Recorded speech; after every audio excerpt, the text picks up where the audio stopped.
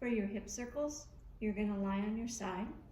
You want to keep your torso and your pelvis really stable.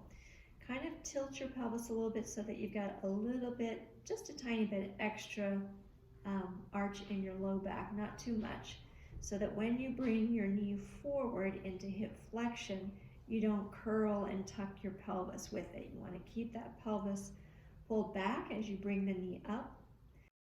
Go into external rotation. Make sure that the pelvis doesn't move. Like you don't want to roll the pelvis back with the legs. So think pushing it forward as you open the leg into external rotation in the hip joint, and you're going to push the ankle forward and pull the knee back. Then we're going to internally rotate the thigh bone in the hip joint and move the knee down and away. So now it lines up with the hip. It has internally rotated. My knee and my ankle are on the same plane, and my knee and my hip are on the same line. And then you come into abduction, meaning moving away from the center line of your body. And then take it back into hip extension. And make sure that it's just the thigh moving back behind the hip, and not that you are dumping your ribs and rolling forward. And then bring it back through.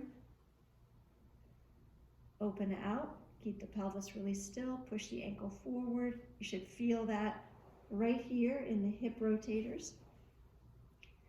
Come into your internal rotation, move the knee away, abduct, and take it back into hip extension.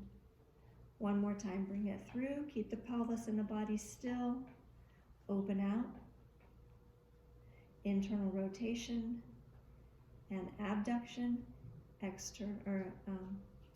extension. Okay, now hold back here and reverse it. Come to your abduction, then externally rotate, don't let the pelvis fall back, and bring it into flexion. Work slowly and really try to get to your end range without compensating anywhere else in the body. Take it back into hip extension.